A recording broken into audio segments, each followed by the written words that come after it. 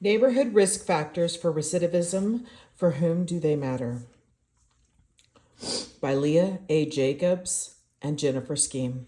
This is for psychology class.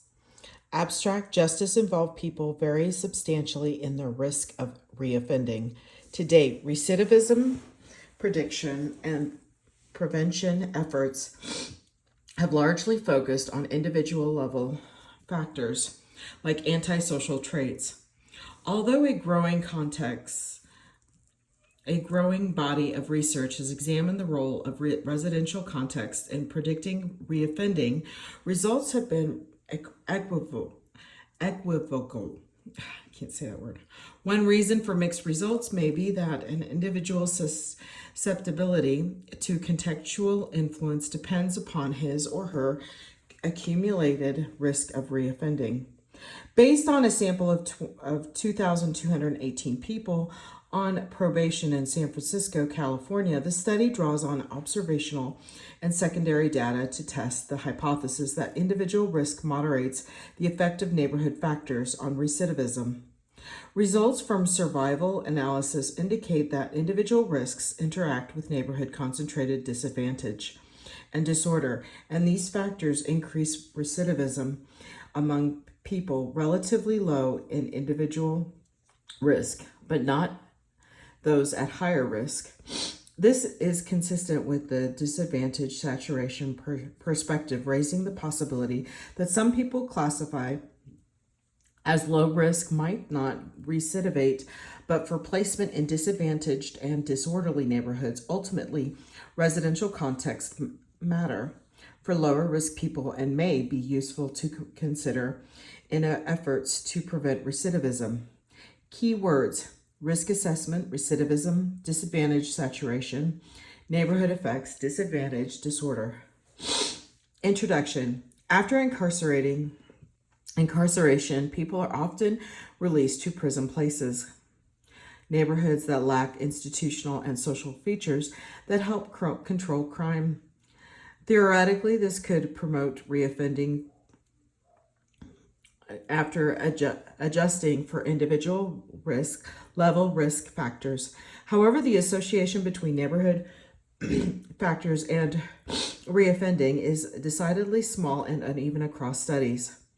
Partly for this reason, neighborhood factors play little role in the risk-need responsivity model of correctional rehabilitation, which guides a variety of justice reform efforts across the United States. According to the R&R model, efforts to prevent recidivism are best based on understanding of criminal conduct of individuals rather than theories of community-wide crime rates.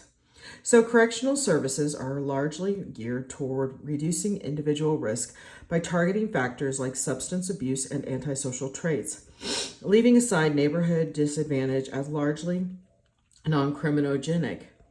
In our view, and in accordance with the values of community psychology highlighted in this special class or a special issue of the American Journal of Community Psychology, it is unwise to dismiss neighborhood factors as irrelevant to preventing recidivism. Inconsistent effects observed in past research may reflect the fact that neighborhood factors predict reoffending more strongly among some subgroups than others. Even proponents of the R&R model have called for research that examines for whom residential contexts matter, ultimately examining the interaction between individual and ecological characteristics holds promise for fostering resilience among justice-involved persons. In this study, we test whether individual level risk for recidivism moderates the effect of neighborhood factors on reoffending. People differ in their likelihood of recidivism based on the overall balance of risk and protective factors they have accumulated based on the disadvantage saturation perspective. Discussed below, people high in individual level risk should be at least adversely affected by neighborhood risks factors. Before detailing the study aims and approach, we first highlight relevant past research to provide context. We briefly summarize studies of the relationship between specific neighborhood factors and recidivism, then shift to research on how individual characteristics moderate that relationship. Which neighborhood factors most robustly predict recidivism? Just as people vary in risk, so too do neighborhoods. Neighborhoods differ in their material, institutional, and social resources and composition. An extensive body of research has examined the socio-historical basis for this variation, especially focusing on its contribution to racial inequality and crime.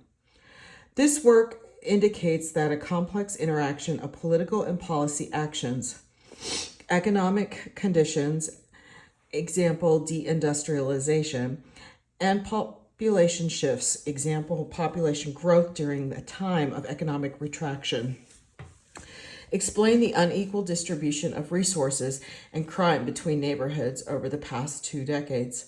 Scholars have moved beyond the study of neighborhoods and crime to also study the relation between neighborhoods and recidivism, using a variety of theoretical frameworks. Let's see. The majority of these studies indicate that at least one neighborhood characteristic predicts recidivism above and beyond individual level characteristics, though effects are not consistent across factors. Of neighborhood conditions tested, constructs relevant to social disorganization theory, concentrated disadvantage, residential instability, and ethnic racial diversity have received the most attention from a social disorganization perspective. These constructs may increase recidivism by reducing formal and informal sources of social control that can reduce crime and promote successful reentry. Empirically concentrated disadvantage predicts recidivism in about half of studies where it is tested, with no clear methodological differences between studies that do and do not find. It adds incremental utility to individual factors in predicting recidivism. A recent meta-analysis, K=32, by Jacobs, Ashcroft, Sewell, Wallace, et.al., 2020, found no significant relationship between concentrated disadvantage and recidivism. After analysis adjust for individual risk, log OR equals 0.03, residential instability often predicts recidivism weakly above and beyond individual factors, though at times in an unanticipated direction. Most studies find that factors akin to ethno-racial diversity fail to independently increase recidivism. 2 other neighborhood factors are less commonly investigated but promising. Density of residents with criminal records and disorder. From a social learning perspective, the density of residents with criminal records may indirectly increase offending by modeling illegal behavior. Given that exposure of lower risk people to the deviant influence of their higher risk peers theoretically causes contagion of delinquency and offending. Placement in neighborhoods densely populated by other crime-involved people could especially cause low-risk people to recidivate. Empirically, 2 studies indicate that the density of people on parole or proximity to those who have recidivated predict recidivism above and beyond individual and other neighborhood factors. As far as for disorder, broken windows theory suggests that physical signs of disorder provide cues that promote disorderly behavior and crime and induce a sense of danger in communities. According to Wilson and Kelling, 1982, such cues indicate that norms can be violated and that norm-violating behavior comes with little cost to the violator. Field studies find that signs of disorder can promote illegal activity among pedestrians, i.e. non-justice involved people at low risk of offending. Two studies find disorder represented by crime density and alcohol outlet density predicts recidivism. In summary, though, several theories provide plausible explanations for the relationship. Empirical evidence on the relation between neighborhood factors and recidivism is mixed.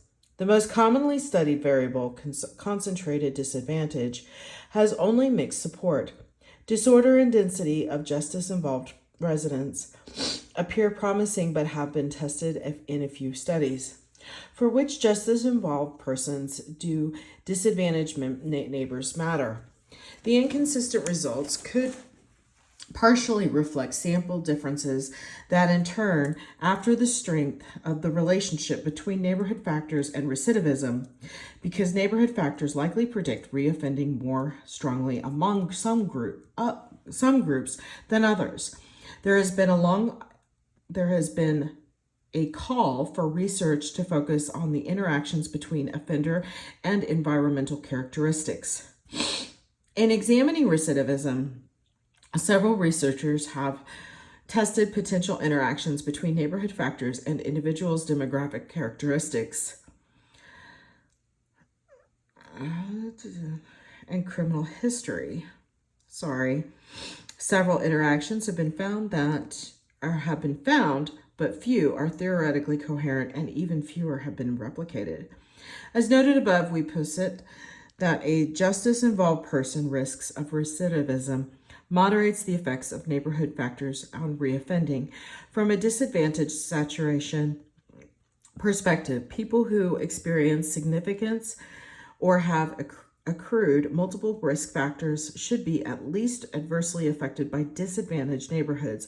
People high in risk already have a multitude of risk factors that place them at substantial likelihood of reoffending. Their level of risk may have reached a point of saturation where any additional risk factor does little to further increase that likelihood, i.e., a point of diminishing negative returns. In contrast, people who have experienced less significant or have accrued fewer risk factors should be most adversely affected by disadvantaged neighborhoods.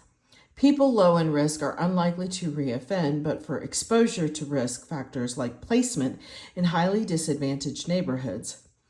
Because people classified as low risk have experienced less adversity, the impact of neighborhood disadvantage would be felt more strongly. The perspective is consistent with other theories that the negative impact of any one risk factor or stressor on the life course is diluted for individuals who experience multiple stressors. The hypothesis is not new, but also has not been rigorously tested. 4 studies have indirectly tested this hypothesis for using criminal history as a proxy for individual risk of recidivism. Together, these studies yield promising results. Gottfredson and Taylor, 1986, explored the interaction between neighborhood disorder and 2 proxies of recidivism risk: criminal history, N equals 382, and socioeconomic state, N equals 286.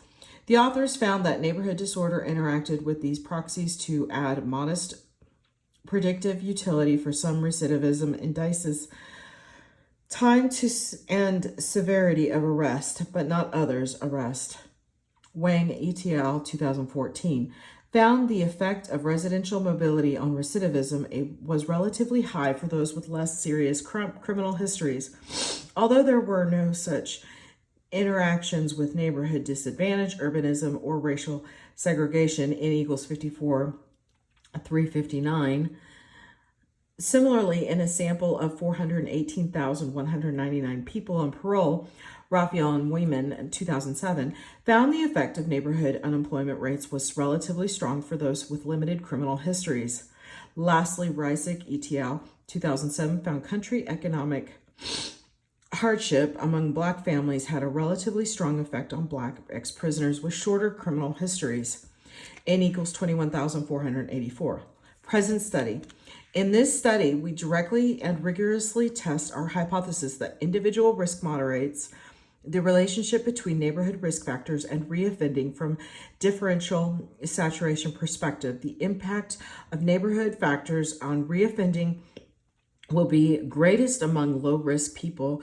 It is likely that low-risk people will most keenly experience the impact of placement in neighborhoods marked by disorder, deprived by economic and social resources essential to reentry, and populated by crime-involved peers. We tested our hypotheses based on a sample of 2,218 people on probation who were assessed with the purpose-built, comprehensive, and validated risk assessment instrument, the Correctional Offender Management Profiling for, Alternative Sanctions, COMPASS, that distills 15 different individual risk factors into a single score. Administrative data from probation agency was used to characterize the sample and recidivism. We triangulated census data with online systematic social observation based on Google Street View to obtain a comprehensive picture of a concentrated, disadvantaged ethno-racial diversity, residential stability disorder, and probationer density in each neighborhood to avoid criterion contamination, i.e. correlating a construct with itself. We excluded most direct indices of criminal behavior from our measure of disorder. Here is the chart.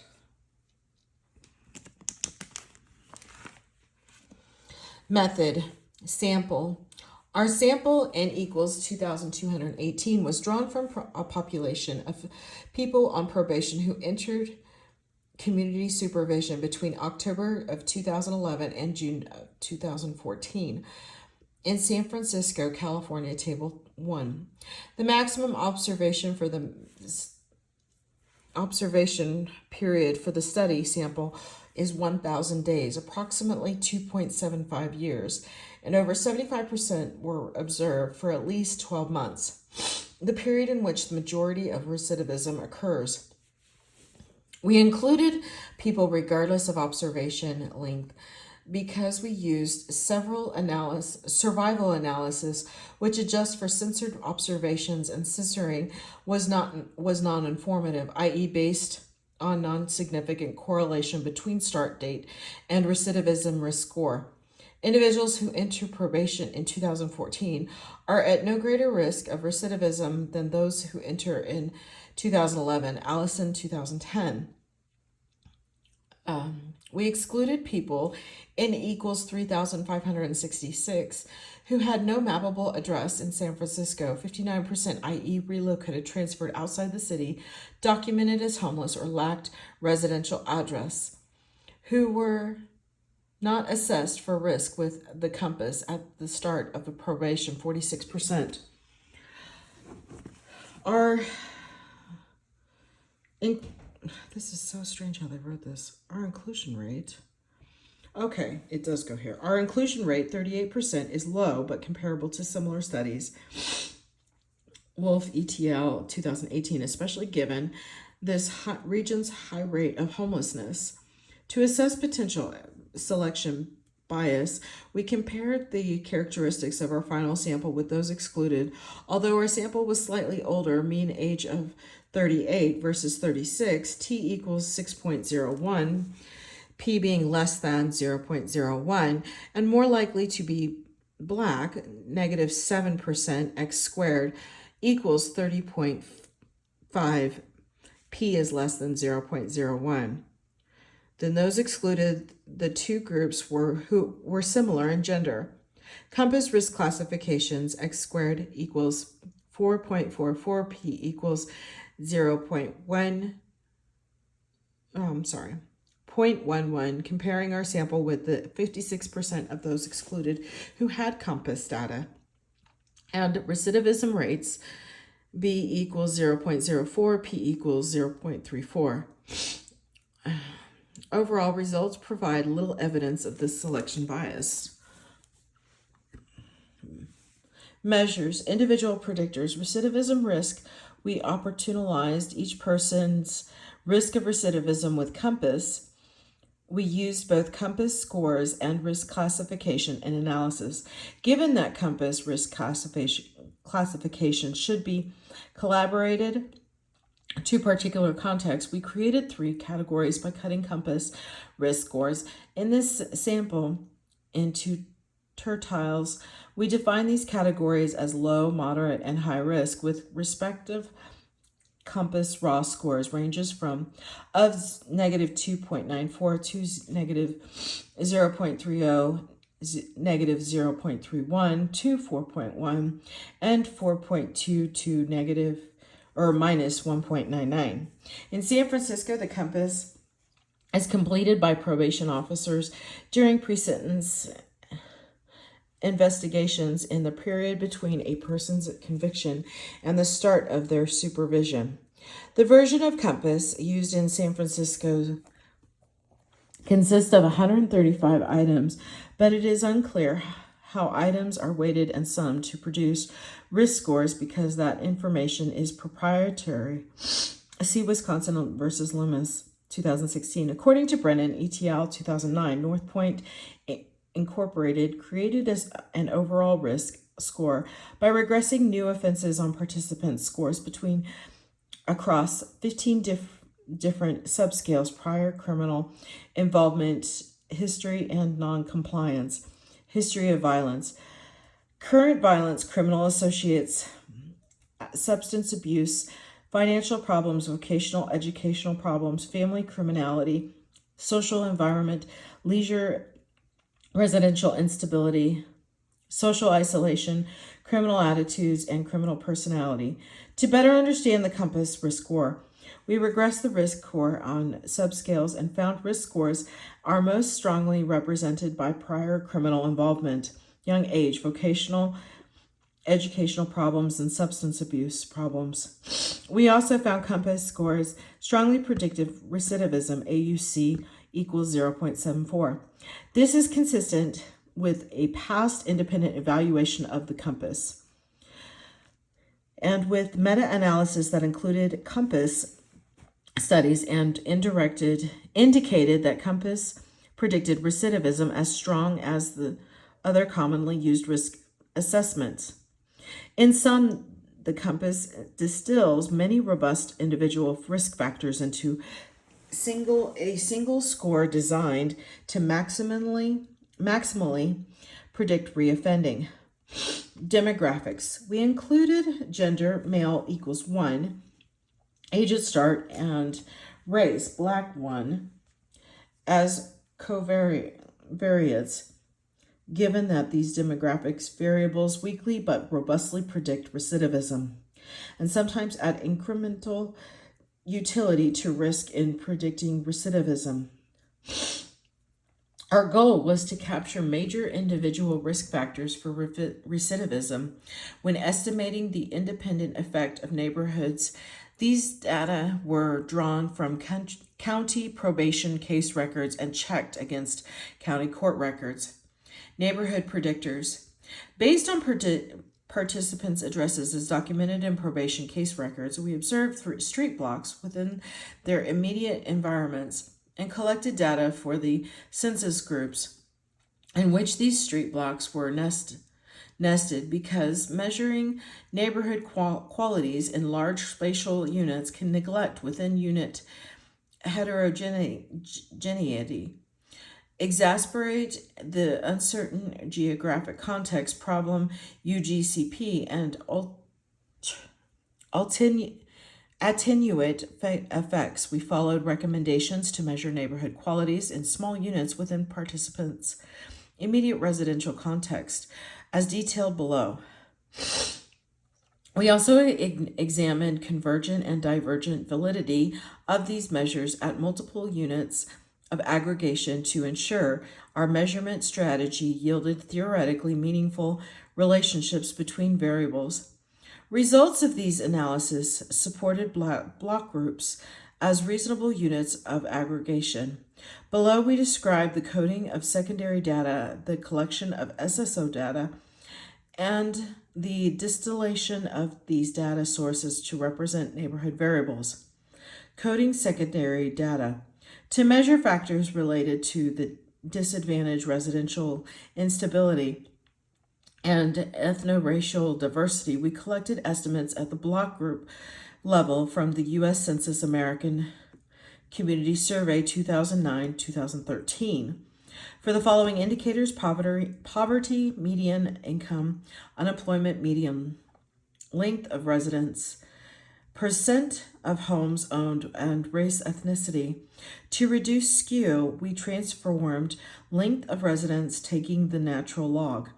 For race ethnicity data, we calculated a diversity score labeled ethno-racial diversity using the Herfindahl index, where lower values indicate homogeneity and larger values indicate diversity. To measure factors related to disorder and the density of people and probation, we geolocated and aggregated alcohol outlet drug crime and density data at the block group level. We drew point data for alcohol outlets, drug crimes, and participant addresses from the California Board of Alcohol Beverage Control License records. San Francisco Police Crime indicates that, and the San Francisco Department of Adult Probation, respectively, for drug crime incidents and density of people on probation, we included only incidents and residences within the year prior to observation start. These counts were normalized by population size to reduce skew. We transformed alcohol outlet density and drug crime density, taking the natural log, and density of people on probation, taking the square root.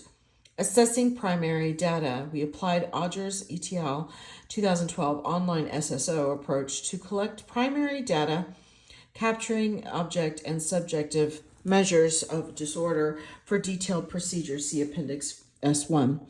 To do so, we identified units of observation, i.e. block faces, within a maximum of 250 feet from each participant's residential address. Following Auger's ATL, we used Google Earth Pro to observe blocks by taking virtual walks up and down blocks, observing street view images, and recording observations in an electronic survey. Auger's ETL's electronic survey, which we used to direct observations, was adapted from previously validated SSO instruments. The survey includes disorder and perceived danger. Disorder is a 7-scale item scale indicating the presence of 0 to 1 of physical and social disorder, litter or garbage, graffiti painted over graffiti, vandalized signs, abandoned or burnt out cars, loitering, and homeless encampments.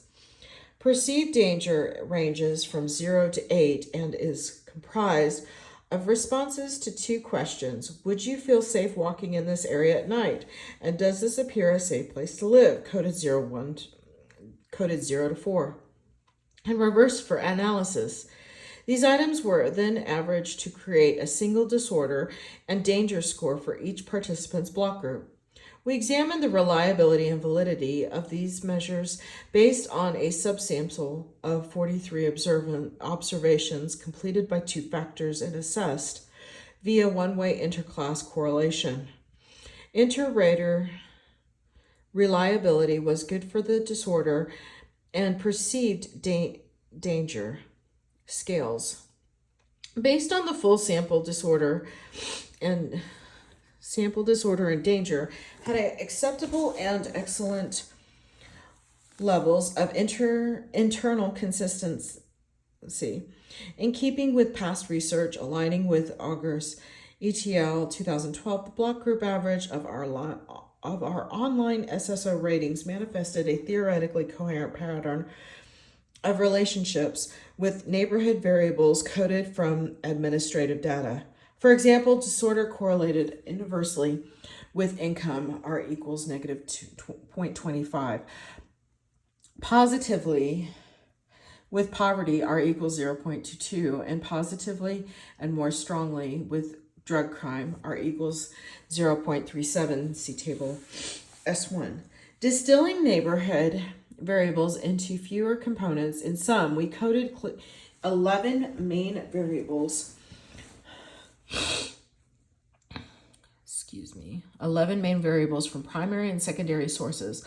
All but one variable, ethno-racial diversity, was moderately to stronger associate with other neighborhood variables. Table S1. We conducted a principal component analysis, PCA, with varimix rotation to reduce these 11 variables into a meaningful dimensions of correlated neighborhood characteristics as recommended by Land, McCall, and Cohen, 1990, and using the psych package in R. Reville, 2018, applying the default approach of extracting components with 11 or with eigenvalues above 1 and removing variables that fail to load discretely. We found 8 variables loaded on 3 interpretable components. Variance explained equals 77%. The first component eigenvalue equals 2.09, which we labeled concentrated disadvantage, includes unemployment 0.81, incomes is negative 0.77, and poverty 0.79. The second component eigenvalue equals 2.05, which we labeled residential stability, includes percent of owner-occupied homes 0.86 and length of residence 0.82. The third component eigenvalue equals 2.0, which we labeled disorder, includes disorder 0.86, perceived danger 0.82, and drug crime density 0.65 to the 7th.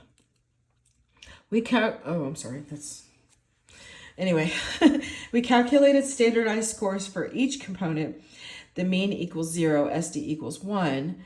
See Reville 2018 to represent concentrated disadvantage, residential stability, and disorder in analysis. Although 2 neighborhood variables, ethno-racial diversity and probationer density, did not load discretely on any component but are theoretically relevant, we also included them as independent variables in our analysis to facilitate interpretation and comparison. We calculated standardized scores for these variables. Mean equals 0, SD equals 1. Thus, a 1 unit change in each predictor variable is equivalent to a 1 standard deviation change in that measure. In summary, the distillation process reduced 11 neighborhood variables into the following 5 concentrated disadvantage, residential stability, disorder, ethno-racial diversity, and density of people on probation. Recidivism criterion. The outcome variable for this study was time to recidivism as documented in probation and court records. Time was measured as days under probation supervision, beginning with probation start date and ending with a recidivism or censor date. We defined recidivism as rearrest for new offense or revocation. We adopted this liberal definition of recidivism because both rearrest and revocation indicate probation failure, and neighborhood factors could compromise one's ability to avoid criminal behavior and to abide by the terms of probation. This definition of recidivism also avoids overestimation of post-release success, e.g. counting as success those who violate community supervision. Of those in our sample, 1,058, 48% recidivated during the study period. Average time to recidivism, 210 days. Most recidivism reflects, rearrest, 751, 71% of incidences were arrests for new offenses, and 308, 29% were for revocations. New offenses included crimes against persons, 20%, property, 30%, drug, 31%, and minor, 26% offenses.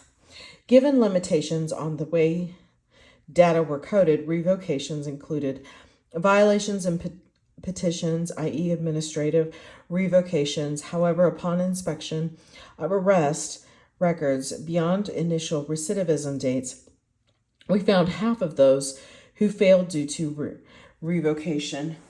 53% were later arrested for a new charge. Even with the inclusion of petitions, then revocation is a reasonable indicator of continued involvement in a crime. Statistical analysis. We used Koch's proportional hazards models to test the effects of both individual and neighborhood factors on time up to recidivism and their potential interaction. Koch's regression estimates the probability of failure, i.e. recidivism, at a specific point in time, given one has survived up until that point in time, i.e. hazard rate, to account for the fact that people are clustered within block groups. We computed robust standard using Koch's from the survival package in R. The Koch's model with robust standard errors is a semi-parametric approach that provides population levels estimates with unbiased estimates of significance.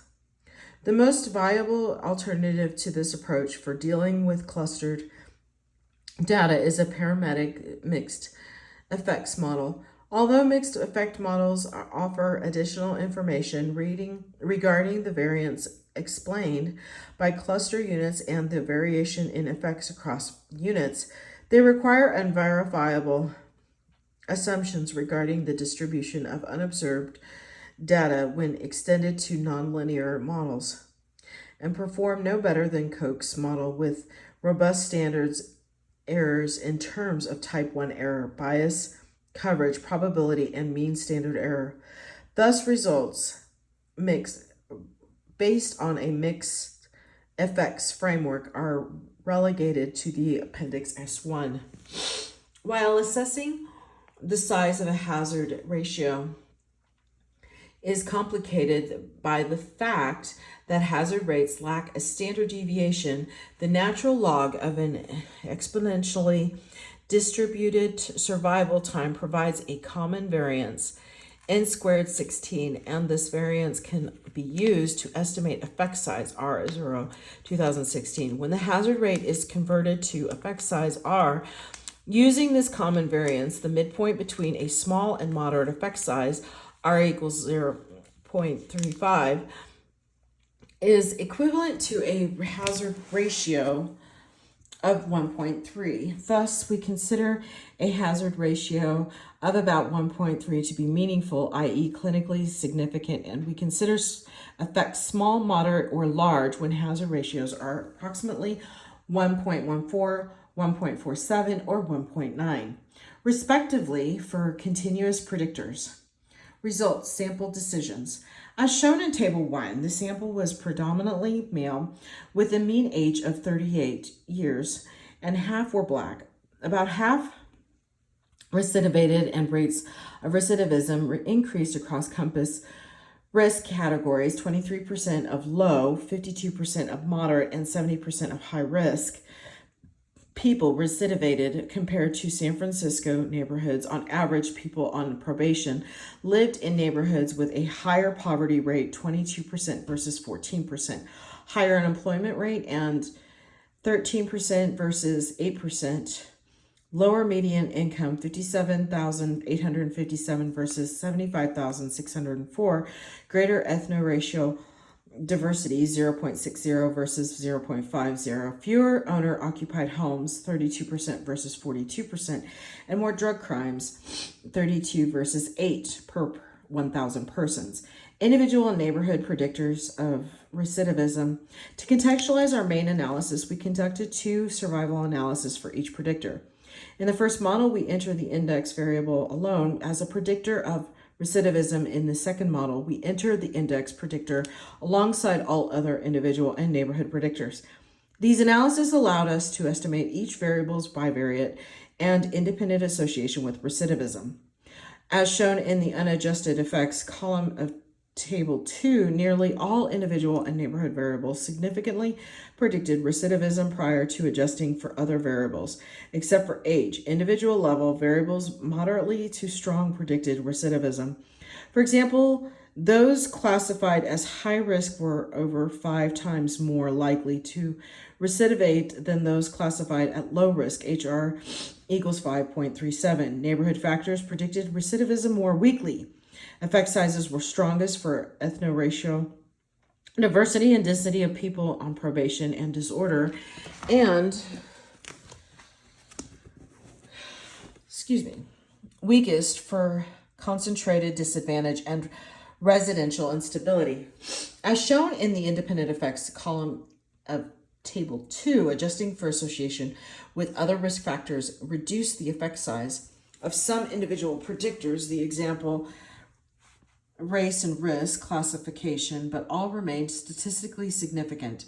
Risk classifications had a strong independent effect on recidivism, HR equals 4.8. With respect to 90 or neighborhood factors, only disorder had a significant independent effect on recidivism. Disorder had a significant independent HR 1.11.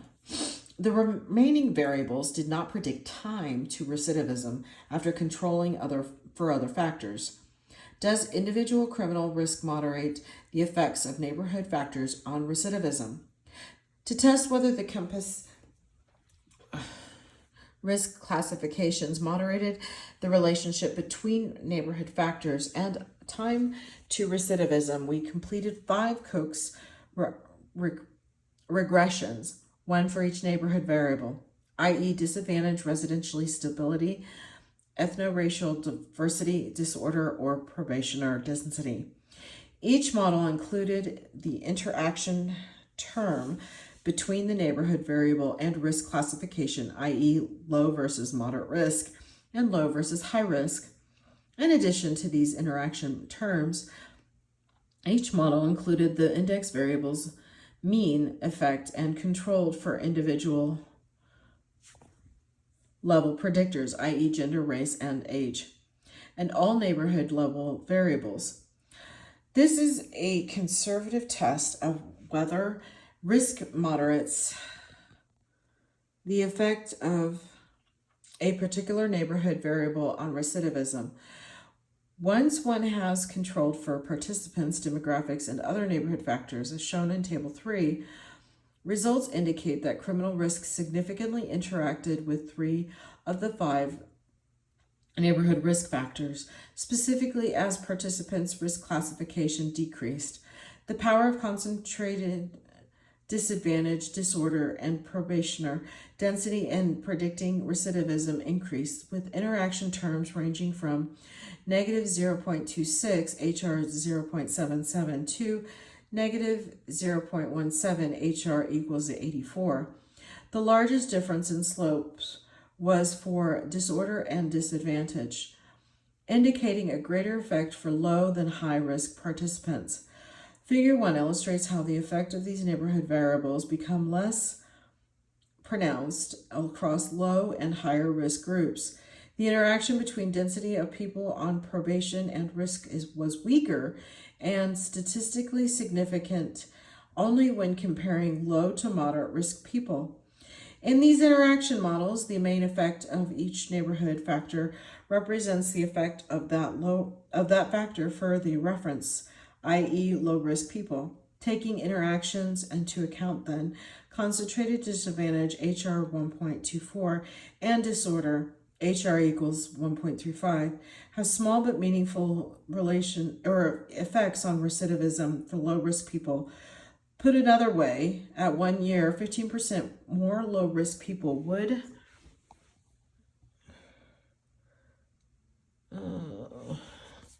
recidivate if living in a higher disadvantaged neighborhood.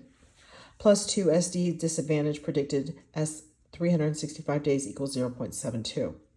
Compared to a modestly disadvantaged neighborhood, a negative 2 SD disadvantage predicted as 365 days equals 0.87. Similarly, 21% more low-risk people would recidivate living in a higher disordered neighborhood plus 2 SD disorder predicted as 365 days equals 0.68, compared to a neighborhood with little disorder, negative 2 SD disorder, predicted 365 days equals 89.89.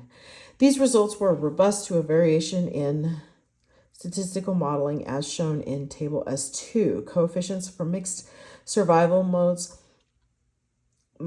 were similar to those produced with marginal models, with the significant interactions between criminal risk and neighborhood disadvantage and disorder. I'm going to go ahead and show the chart.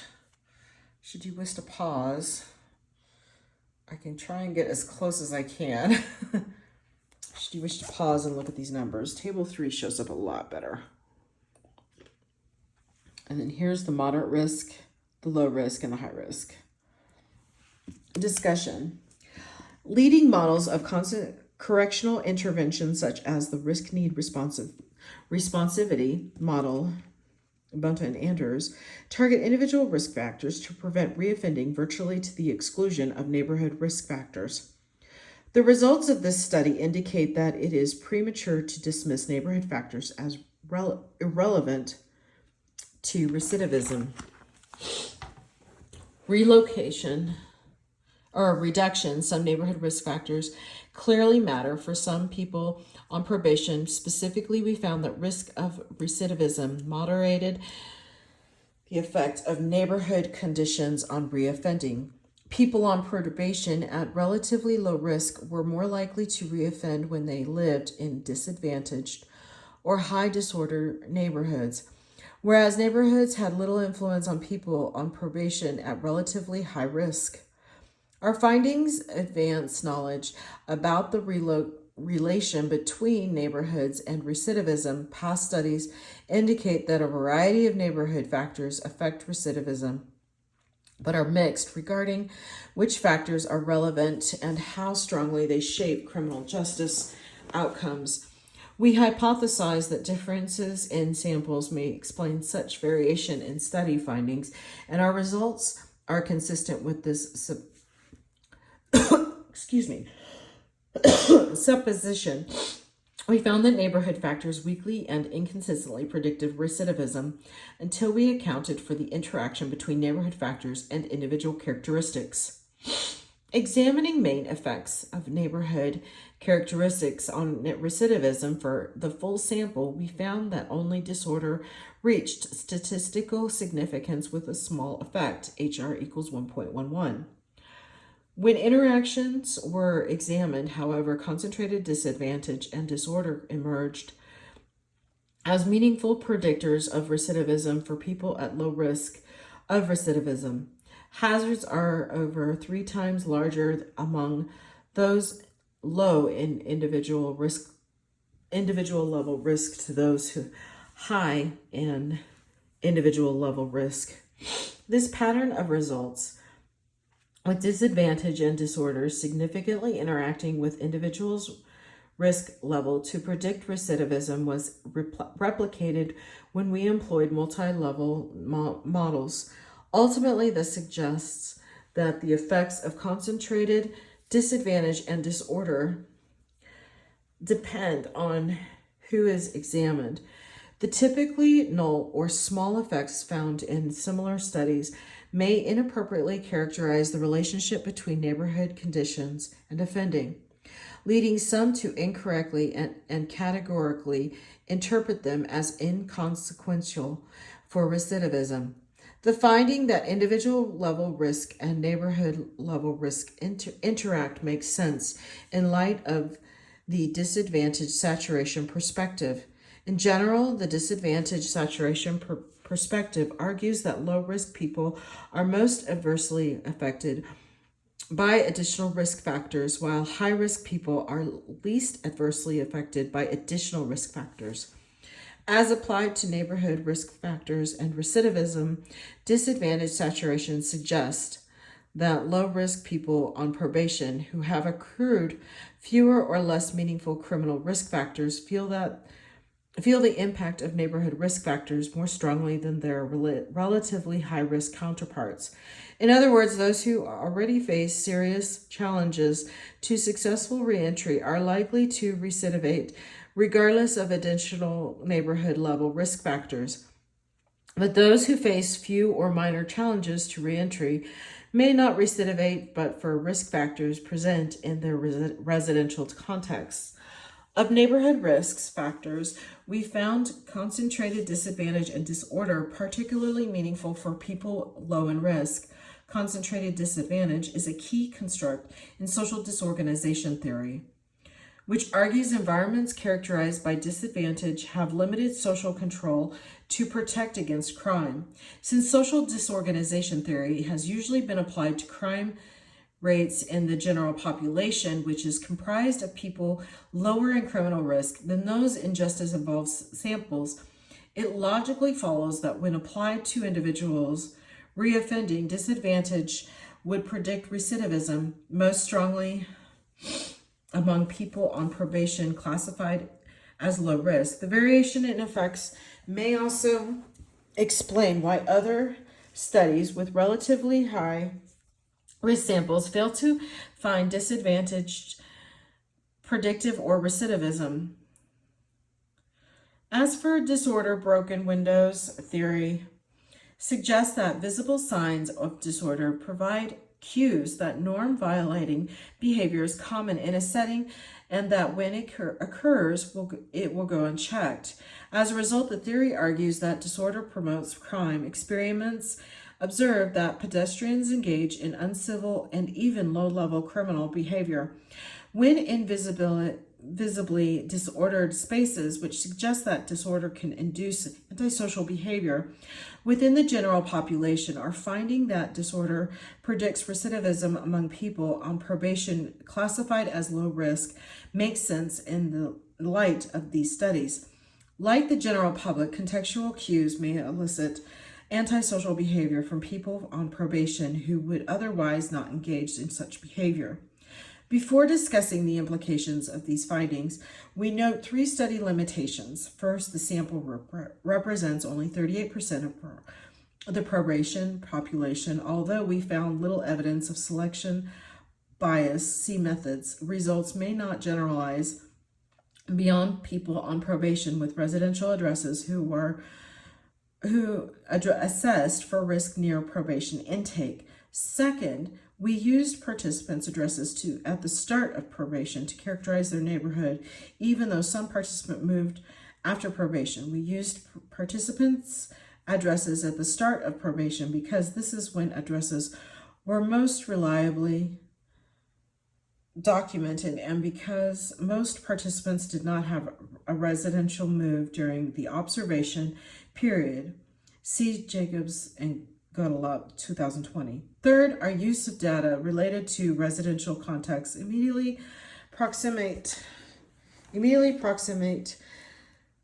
to participants did not fully address error that can arise based on how geographic units are defined, the modifiable or real unit problem MOP, and may not reflect contextual influences that participants predominantly experience if they spend much time elsewhere, i.e. the uncertain geographic context problem, UGCP.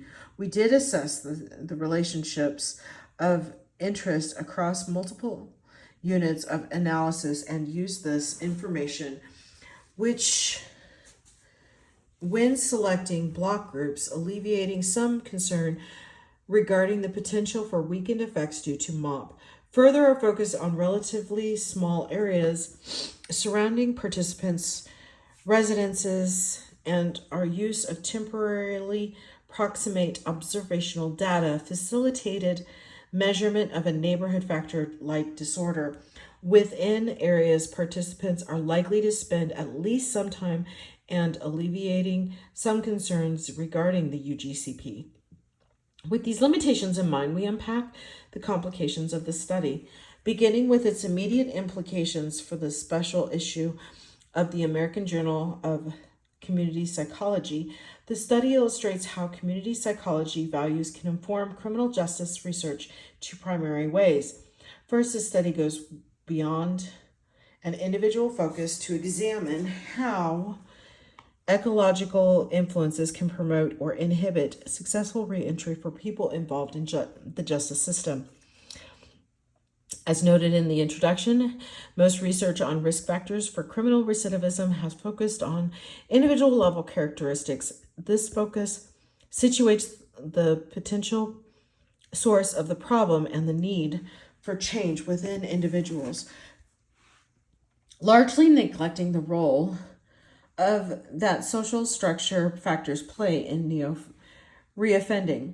Second, the study illustrates how ecologically oriented research might be applied to promote resilience among a highly stigmatized social group. People involved in the justice system building resilience may depend less upon practitioners' knowledge about individual or ecological risk factors than on their understanding that individual and ecological characteristics interact with one another. There have long been calls for research that examines variation in risk factors across subgroups of justice-involved persons, or research that examines the role of ecological risk factors for reoffending. Only a minority of studies, like the present study, respond to both calls simultaneously. As a result, practitioners typically take a one-size-fits-all approach, risk and needs assessment.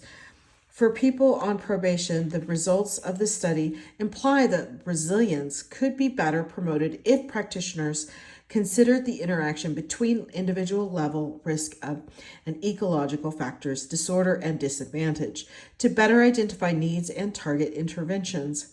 In terms of research, this study demonstrates that observational data has the capacity to overcome limitations of administrative data, and that primary data coded using Oetker's et al.'s 2012 approach provides meaningful information about neighborhood features in relation to recidivism.